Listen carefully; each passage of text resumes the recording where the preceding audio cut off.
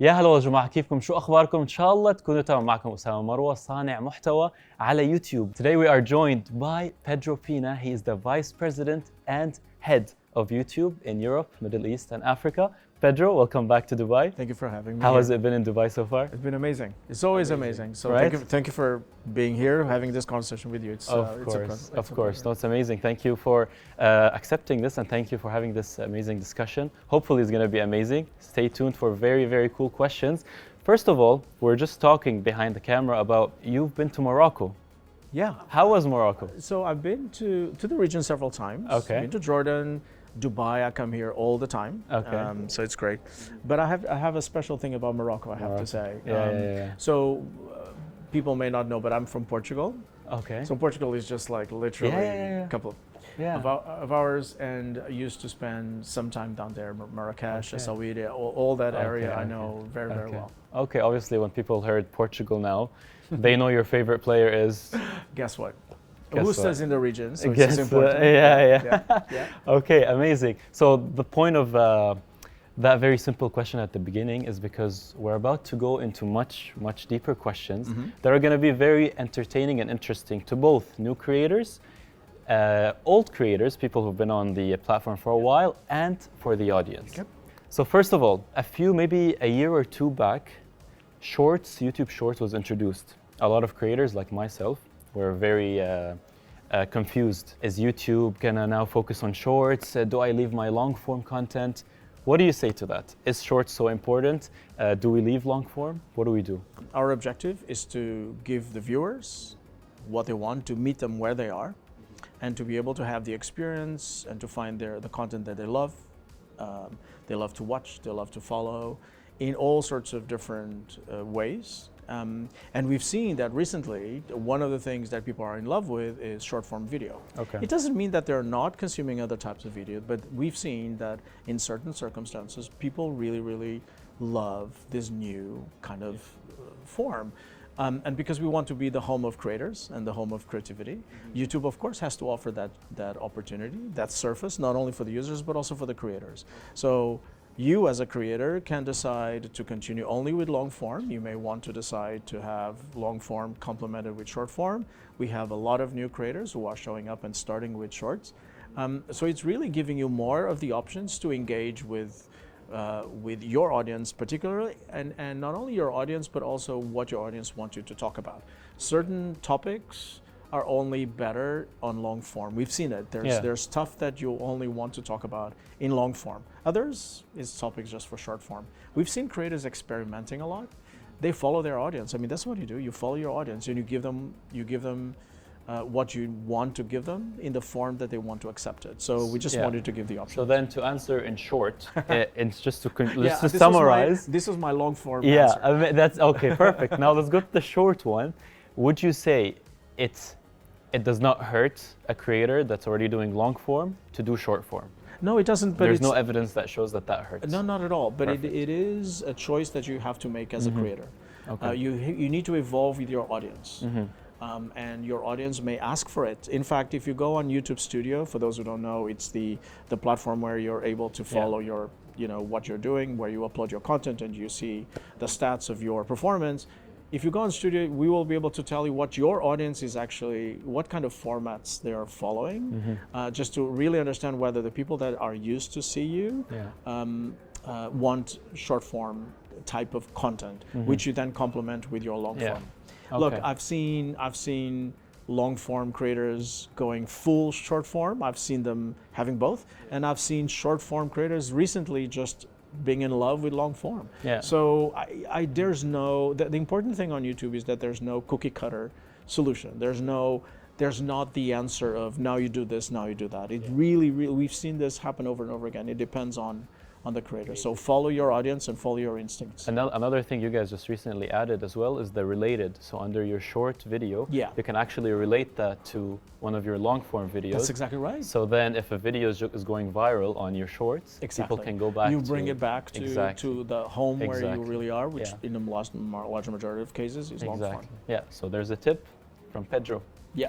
Okay, moving He actually on. was from yours, but anyway. I mean, I'll give you But credit for that I'll just one. take the credit. Yeah. I'll give you credit here. Yeah. Maybe I'll take it Thank somewhere you. else. Appreciate it. So with the growth of the short form content, other platforms are also growing through short form, such as TikTok, Snapchat Spotlight, or even Instagram Reels. Yeah. What's YouTube doing to stop the creators, or not necessarily stop, but just keep the creators more on YouTube? Like, this is where you should be. We cannot stop creators from doing whatever they want to do. We believe that creators should use as many platforms as they want. They should engage with their audience and with their passion the way they want. We want to make sure we are the home of the best solution for you. And we'll provide you the solutions that you need. We'll provide you the monetization that you need, which sometimes can be a challenge in this region. For instance, I'm sure we'll talk about it. We're gonna get to it. Yeah, I'm Just sure. stay tuned if you're looking for the monetization question. We want YouTube to be the home where you can anchor your creativity and where you can express yourself the best. We don't believe in keeping creators from going to other places. We believe in the open web. People should do whatever they want, whenever they want. So in order for you guys to stay, we need to be the best. Okay. And competition is good for that. We love competition because it keeps us on our toes to make sure that we continue to be the right reason for you to continue to stay. So maybe a little bit on the same flow, let's say. Yeah. Why do we not see YouTube holding maybe more events, more workshops, more on-ground presence, let's say, in the region over here? Can we maybe see that more going on? Is there a reason why it used to be a little bit more back in the days, but over the last maybe 2-3 years, it's gone much lower? Is that so? We've been here since for 15 years. We were the first platform to monetize since 2012, when no one was monetizing. We were, the first creators in the region to make money on a platform was with us. We have a team that is present and is on the ground providing face-to-face and support to creators, which not a lot of other platforms do. Some do, some don't. And we have a stream of workshops. Just for this year, I was just reviewing with the team. We'll have at least one workshop a month where we will talk about multi-format, our ability to use all the formats that we have. We will continue to provide support to underrepresented groups. We'll talk about Ramadan and how to be ready for that. Yeah, I mean, we have a full program of workshops that we're going to do this year. So our activity is vibrant and continues to. And these workshops, they're open to who exactly? Is it open to up-and-coming YouTubers, open to any YouTubers? Are they online? So depending on the topics, some will be face-to-face. A lot of them, most of the content will be available online, so people can join virtually, which for an extensive region like this is a good thing because it's difficult to be present in so many countries. So we'll provide more information, but yeah. Okay. A big question that kept coming up because, so basically this question has come through some of the other creators in the region. Yeah. I asked them, what question would you have for Pedro if you were to sit down with him? And the question was almost literally, why does Pedro and YouTube do not care about the region over here? For example, you've not recently, but you've closed the YouTube space. And at times where other platforms are actually increasing their presence here in Dubai or on MENA in general. So what do you say to this creator who tells you, Pedro, YouTube, you guys don't care, and as proof, the creators on that camera, right? over there, yes, they're so telling you. we really care. We really care about this region. I am here. I've been here, 3 times in the last 18 months. We have a very important presence on the ground with teams engaging with creators all the time. We see the incredible work that is being done in MENA on YouTube in this region. We see the work that gamers are now doing, speaking up about mental health issues. Yeah. We see all the work that underrepresented groups are doing in terms of raising their voices. We see farming communities helping each other through YouTube to actually overcome the problems that they have. So we see communities that are vibrant here, and we support them with local teams and local programs and workshops, as I said. We were the first platform monetizing in the region. We just lowered one of the tiers of monetization for the region, including 7 more countries aim to lower thresholds of monetization so that thousands of creators from different countries in the region can start monetizing earlier than they would before. Okay. YouTube Spaces YouTube Spaces is a very specific thing, but I think creators should be able to understand this actually better than the regular users. Why? Because the technology has evolved so much that I'm sure you agree that nowadays with a mobile phone and a beautiful background, you're able to actually get enough quality production with you alone, with your phone in your own space. Having a YouTube Spaces was actually becoming redundant for most creators. Creators were not using the YouTube Spaces as much as we thought. YouTube Spaces was a lovely idea at a certain point in time, but then it lost relevancy because creators want to be outside. They want to interview people. They want to go and investigate or explore. They don't need a place to be in. And we found out that through our own experience. So it's actually, to me, the closing of YouTube Spaces is actually a step towards the future, is not a step back in our investment in the region. By the way, we did close YouTube Spaces in London, in France, in Germany. So Pedro doesn't care about all these countries. US, like literally everywhere, because that's what made sense. And actually, that was feedback from the creators, was not from us. That the we're creators were not like, using well, it. why do you have this set up? I just don't understand. We need other things. I so guess, can you please put that investment in some other places? I guess some people saw that as an indication that you're like, as if, selling your house but no, not at all. in the city and moving. The point is, people are saying we don't need this house. Can you put the money that you put in here somewhere else? Exactly. And that's so why I we think diverted that answer. into other investments. Yeah, perfect. Okay, so I think this part might be very important to many people now that we're going to get into. Money. Why is it that there's such a big discrepancy between the revenue generated over here in this region, in the MENA specifically, and in, say, the US, for example, or maybe even Europe? For example, to be more specific, I'm now at over 7 million subscribers, and no need to clap, guys, but, anyway, so that... Are you using this time to I was just trying to plug, but anyway. Exactly. So my revenue from YouTube doesn't even add up to 5% of my yearly revenue.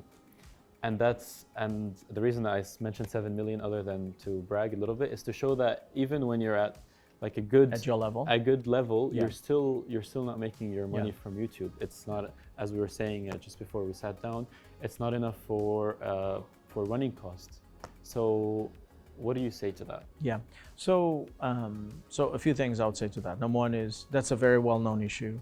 Every time I come to the region and every time I meet with you or others, that is the number one thing. I remember last time we met was in Spain, and I remember it was the first thing you came to me and say, "Hi, my name is Osi. Here's the thing I have to tell you." And that is exactly what it is. So this guy represents the creator community really, really well when it comes to monetization. He's fighting for everyone's money. Still don't have it. So it's a very well-known issue that has to do with our monetization engine and our monetization philosophy.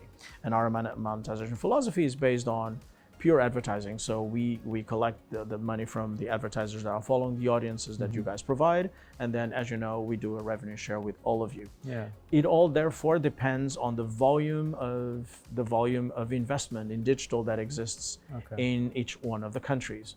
It turns out that the digital investment pool that exists in this region is still comparatively lower versus the inventory that is available, provided by you guys, versus other regions. So this translates into a metric called CPM. Some people do know what that means. Some people don't know what it means.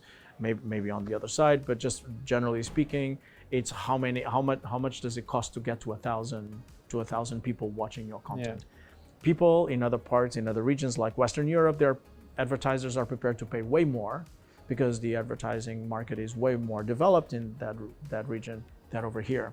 And unfortunately here we are still in the good news is that the curve is going up. The digital investment continues to increase and increase every day. So CPMs will increase, and hopefully we'll get to a point that is going to be comparable to Western Europe, but that's not what happens at the moment. So I understand it's frustrating. What we did instead is, or what we're doing instead, is a couple of things. And one is, we have other forms of monetization. They don't compensate for that, but they complement. We have 10 roughly 10 forms of you can monetize yourselves on YouTube. You can go online and figure out what those are, but that is a way to provide extra money. We lowered certain tiers for certain parts of that monetization so that more creators can start monetizing earlier. We do a lot of workshops on and do a lot of work on export. So having your content being watched outside of the country where you are operating, hopefully in countries that monetize at a higher level, can also help tremendously. And hopefully those things will help. We also have our teams on the ground trying to establish more and more connections between advertisers and creators to make sure that at least a chunk of you can have access to brand deals like the ones you are closing probably on other platforms. So we are deploying a series of tactics to try to close the gap while we're waiting for those CPMs to grow. So basically, Pedro, what you're saying is, or actually what you're assuring all the creators and everyone watching right now, that YouTube is doing everything they can to make sure they're getting the maximum amount of advertisement money that's available in the region. Okay, that's an assurance we're getting from Pedro right now today. Yep. Okay. All right, fair enough. Put that in writing. Perfect, we have it on video. Keep me accountable for that. We have it on video. Yep. Perfect. Now, one suggestion that kept coming up is some type of program that maybe links creators between this region and the other region. Like, so for example, some collaborations where this one video might be watched by some other creator abroad that has monetized views, more monetized or higher CPMs, let's say higher monetized views. Then that way, that one video for the creator in regions that are suffering more could pull some more audience. Could we see something like that, or even something like what you said, where you link the creator to the brand? Could we see something like this? Yeah, so we're working on all of those, right? So the first one you talked about is it's a version of what we call an export strategy. So an export strategy can be linking up different creators. It can also be giving you the tools in order to make your content available in different languages so that you can explore outside of your region. And linking up with advertisers, we have a couple of programs that we're going to initiate this year, which hopefully will accelerate the possibility of connecting creators with brand advertisers in a more seamless and faster, easier way. That's amazing. We're hearing this for the first time here. That's amazing. Now, on the same topic, monetization, some countries such as Syria, for example, there's no monetization. So people are watching from there, but then the creator is not receiving any money from it. So can you explain why is that? Why is there no monetized views? We try to be present in as many geographies and territories as possible. The reasons why sometimes we don't have an operation going in those countries is for regulatory reasons, political reasons, financial reasons. I mean, there's like a bunch of corporate related stuff that prevents us from doing business, but we are accelerating as many countries as we can. Okay, interesting. Now, at the time of filming this question is a bit more relevant than depending when people are watching this. But my question and the question that kept coming up when we were asking people for suggestions is, a lot of people are, this is kind of like a two-point question. Let's go with the first question. A lot of people have been complaining about inappropriate ads. They're being shown inappropriate ads on videos that have nothing to do. Like, for example, a child might be watching a video or a young adult, and then they're shown an inappropriate ad. What's YouTube doing about that? So I don't know what you mean by inappropriate, but we have very, very strict policies on ads that are admissible in our platform. Those policies are public. So if we're talking about adult content, if we're talking about hate speech or ads with discriminatory language that harasses underrepresented groups or harasses individuals or groups, discriminates them based on their beliefs or their gender or their ethnicity. All of that is completely unacceptable. We don't tolerate that in our platform, and we remove it as soon as we detect it. Or the moment so sometimes they're shown, but then you guys would detect them and then 100%. they're stopped. Yeah.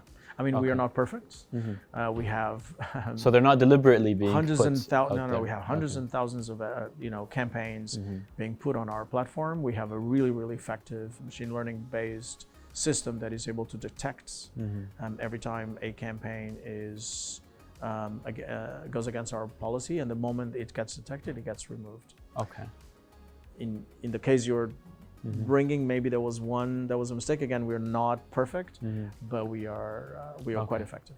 All right. Okay. Now, a question that kept coming up is a lot of the time things happen in the world. The question is, how does YouTube react to crises that might arise in the region? For example, now in Palestine.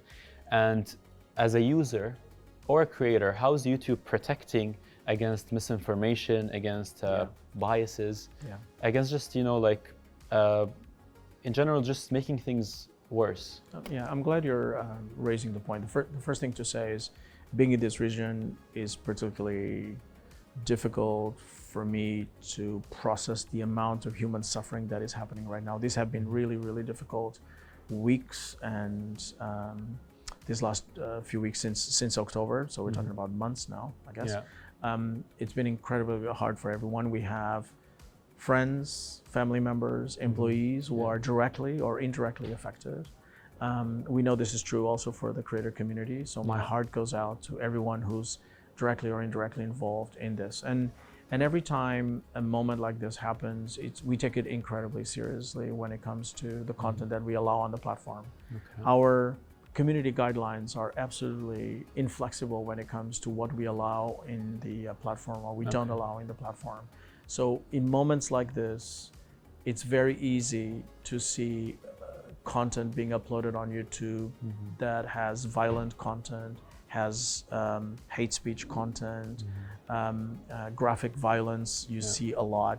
And that is a direct attack on the safety of our users and the safety of our creators. So our policy is absolutely zero tolerance to that, and we remove all of that content out of the platform. At the same time, what we do, we also believe that during these times, users and creators need to be protected, but equally, users and creators need to have access to authoritative information. Okay. These are moments where speculation and misinformation tends to go up tremendously. So it's in moments like this that it's incredibly important for us to look at our community guidelines and enforce them with a zero tolerance policy. So our community guidelines are global.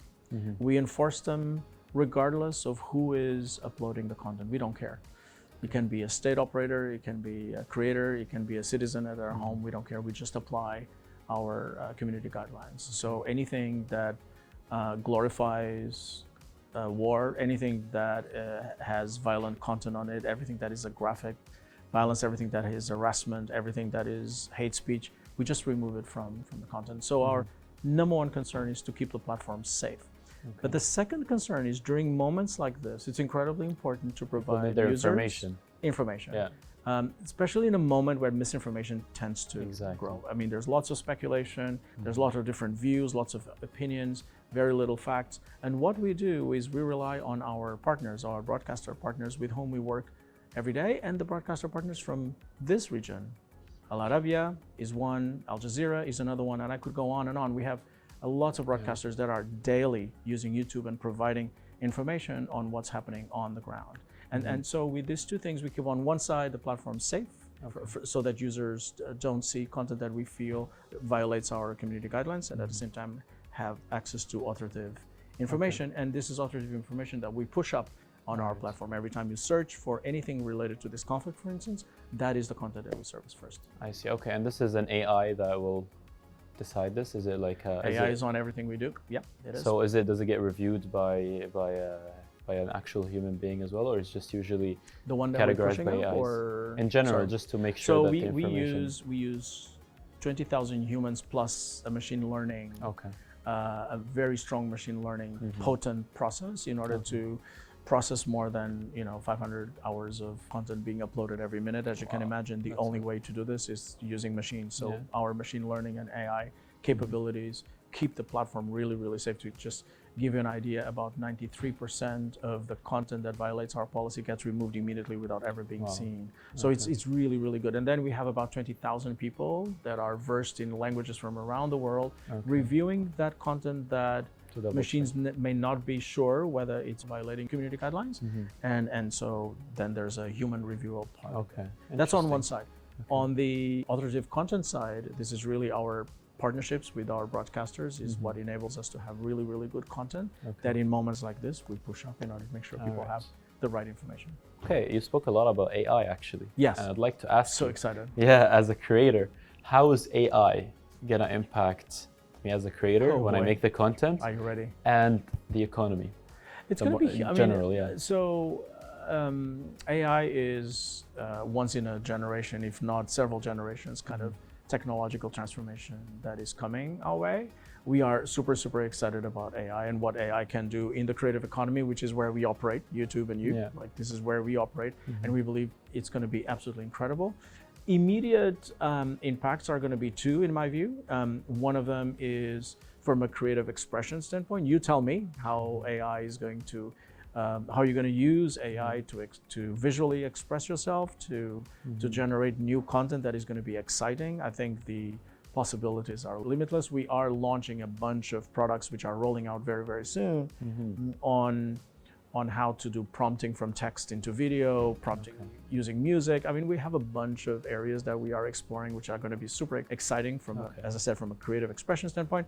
There's a second area which I think is going to be really, really good, and I'm sure a lot of the creators that are listening to you will like, which is how AI can actually help you remove a lot of the friction that you have when you're producing videos every day. So I'm sure you spend a lot of time doing edits, you spend a lot of time syncing music, you have a lot of times doing cutting, you spend a lot of time on dubbing. All of this work, we believe, and we are developing solutions and tools that you will be able to use in order to cut all these, let's call it non-creative part of your work away. And we'll be able to just make that a lot simpler and be able to give you more time for you to think about your creativity. We also want to use AI to bring you insights. So we have access to one of the biggest, search engines in the world that will be able to combine the work that you do with what we see around the world and bring you suggestions on stuff that you should be developing next. Imagine every day when you go to YouTube Studio, you see a list of suggestions of stuff based on the work that you do and based on what we're seeing in the world. We give you a list of suggestions of stuff that you should be doing in order to connect with your audience. What a great, I mean, a lot of creators tell me that they have creative blocks, mental blocks. They need to produce something else, but they don't know what. We'll give you a list and we'll suggest stuff that probably is going to be successful. And how soon are we going to see AI? So 2024 is going to be about that. So we are rolling this out as we go along. The one thing we'll see with AI is that launch timelines are going to be speedier in the future because things are accelerating very quickly. I could not be more exciting. It's going to be, that's very exciting. In a year from now, when we sit down, we're going to be looking at a very different creative landscape, I think, because of AI. Okay. So my editor is going to lose his job then? No, we're not going to need him anymore. He's going to have a more facilitated job. Okay, it's going to be easier. His job's going to be easier. Now, two final things. Yes. I want you, as the head of YouTube in Europe, Middle East and Africa, I want you to give one tip to new creators that are starting out in YouTube. We want a tip for them. And then another tip for people who have been around for a while and they've been on the platform for a while. What would you say? What would you say to both? First, let's start with the new creator. No, I'm going to, my tip is the same. Is the same. So for the new creators is experiment. Don't be afraid.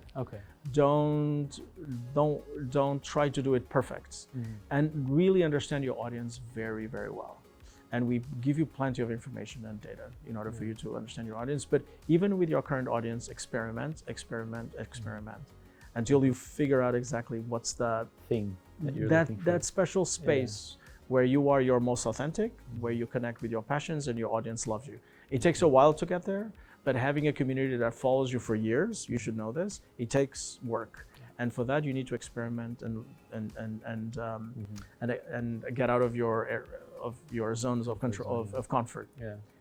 funny enough, it's the same for old timers. Come on, I wanted another one. I Don't wanted to get be- 2 tips out of Pedro, Don't and I was sit giving me one. Don't sit comfortable. Don't feel comfortable. Don't be afraid of experimenting, of trying new formats or trying new ways of being present in the platform, because this thing is evolving every day, and the users are evolving every day.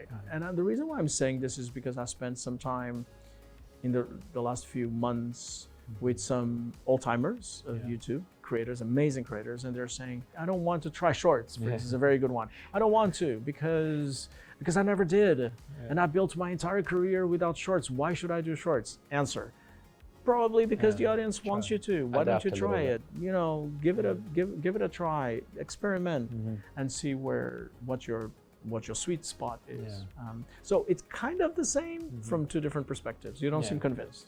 I mean, no, I am convinced, but I mean, I was trying to get a little bit more out of you for the people watching at both levels, both entering the platform and let's You'd be say surprised. I think it's the growing same. on. But yeah, It's the same. exactly. It's very It's the cool to see that's actually it's the same. Just don't get too comfortable. Be ready to adapt and keep going. That's right. And I think that's a good place to end. Pedro, thank you so much. Thank you for having me here. coming to Really, Dubai really means again. a lot. Thank you We're so always much. happy to have you and excited to talk about more things as YouTube evolves and as everything goes amazing. ثانك يو، شكرا لكل اللي تابعنا. اي اسئله عندكم حطوها تحت بالكومنتات، وان شاء الله المره الجايه بس نقعد مع بيدرو نسال اياهم. ثانك يو سو ماتش. Thank you.